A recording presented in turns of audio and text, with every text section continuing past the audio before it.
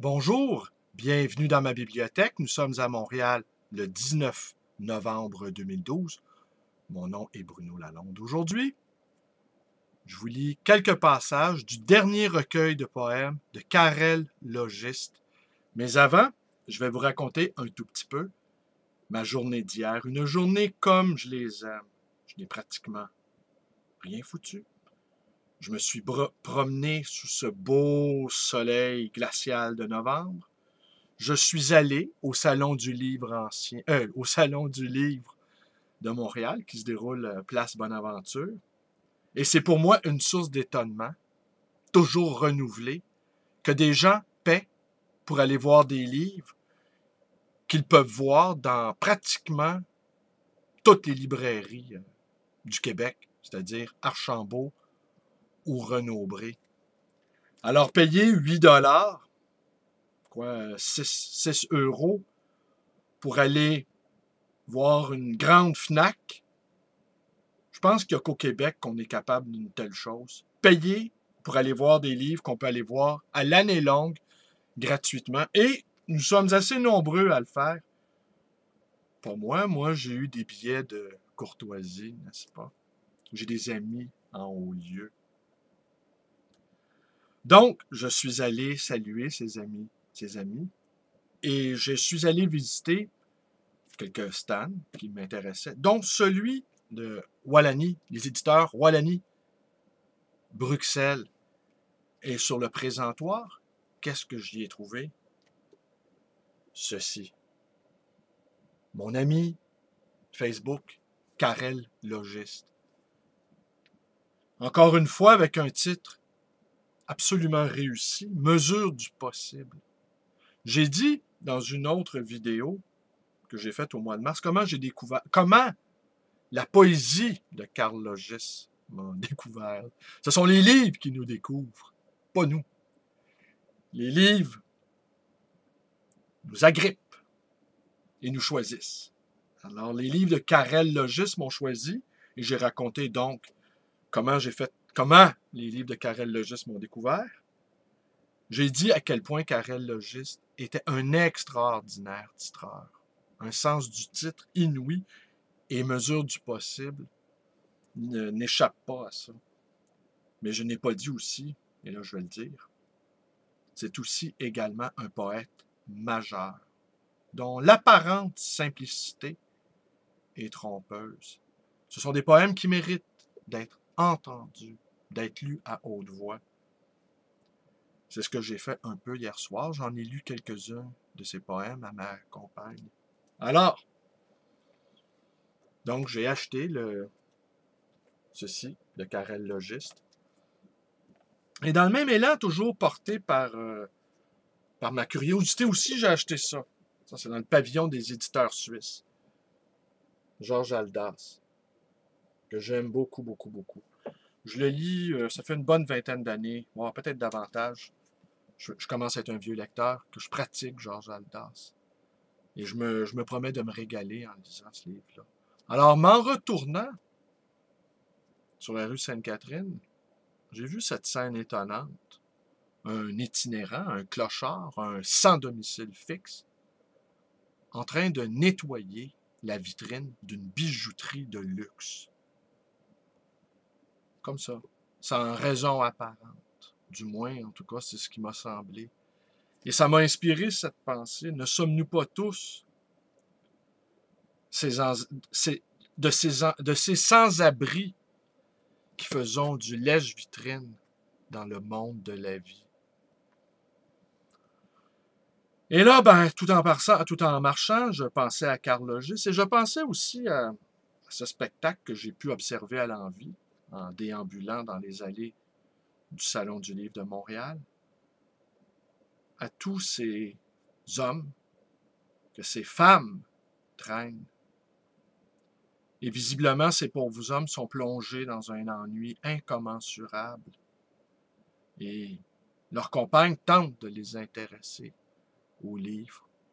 Je vois bien qu'ils font des efforts pour être gentils avec leurs compagnes, mais vraiment, ils en ont rien à foutre. Et en même temps, je jetais un petit coup d'œil sur ce que ces femmes se préparaient à acheter. c'était plutôt des livres. Je les plaignais 2 fois, ces pauvres hommes-là. Je me disais, être dominé intellectuellement par une lectrice de psychopop ou de saga historique ou de roman à l'eau de rose, quelle malédiction. Voilà. Alors là, donc, je pensais à Karel Logiste et je me suis dit, je vais aller voir à la grande bibliothèque s'ils ont des livres de Karel Logiste. Eh bien oui, il y en a 2. Il y a celui-ci, tout emporté, que j'ai emprunté. Alors, Karel Logiste, vous êtes sur les rayons de la grande bibliothèque nationale du Québec.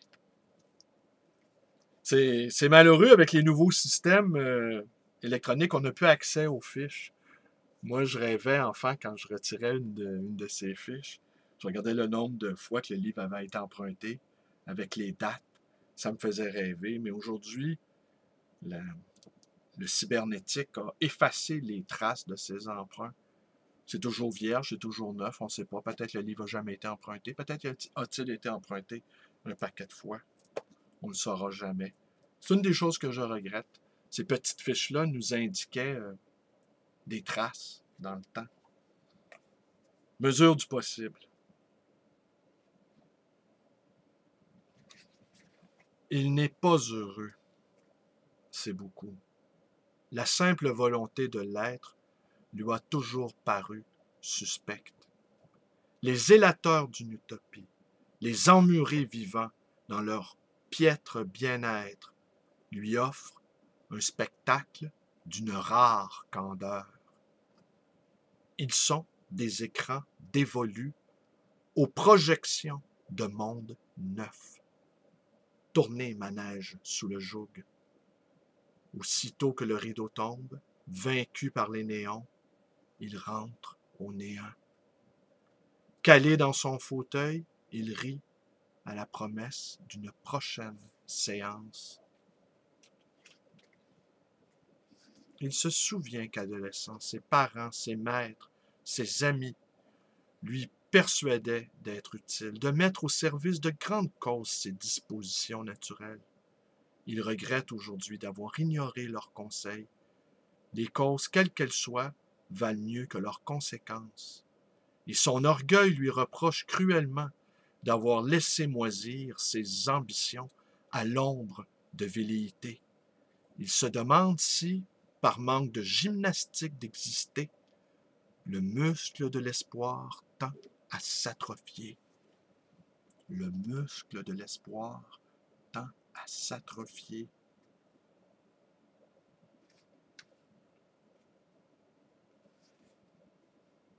Il accuse tel peintre dans certains musées de lui avoir volé un œil, et tel musicien de garder son oreille en otage depuis quelque lointain concert. Victime de ces aliénations irréversibles, il préserve farouchement des atteintes du monde ses sens encore inviolés. Il reproduit ses rêves, orchestre sa propre voix, détourne les odeurs, réinvente le goût et touche ganté de papier. Ses satisfactions sont médiocres, mais la foi le console qu'aucune forme d'art ne réconcilie la beauté.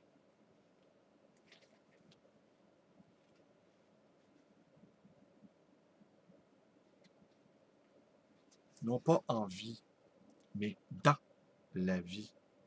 Attentif surtout à me perdre aux 5 horizons du présent, j'écris pour tenir entr'ouverte la porte du poème entrevue. Je vis un peu moins bien. Je pleure des plaisirs habillés de sens. Le nez au vent, je tourne bride. Que vaut ce néant qui frémit, vide à demi, moitié vivant? Un peu plus homme que poète, si près du bord je fais la bête. Qui reste-t-il si je perds pied? Alors, c'était tiré de Mesure du possible, ciseaux carrés, une quarantaine, un danseur évident, de Karel Logiste, que je vous remonte encore à l'écran. Je ne pouvais résister à cet achat. Il m'a interpellé, ce livre. Alors, c'est tout pour aujourd'hui. Mes vidéos vous plaisent. Vous pouvez vous abonner à ma chaîne, Bruno Lalonde. Vous pouvez également devenir un ami lisant en vous joignant à ma page. Quand lire est un combat peut-être politique. Vous pouvez également me téléphoner dans le 514-736-0999 et vous pouvez aussi me rendre visite à cette librairie d'occasion et d'anciens, le Livre Voyageur, dans le quartier Côte-des-Neiges. Et peut-être vous seriez plus nombreux si je fixais un prix d'entrée, tenez, 1$ pour venir à ma librairie. Peut-être ça marcherait davantage, n'est-ce pas? Alors, ça coûte seulement qu'1$, et si vous êtes vraiment, vraiment des amis, ben, je vous laisserai passer gratuitement. Allez, au revoir.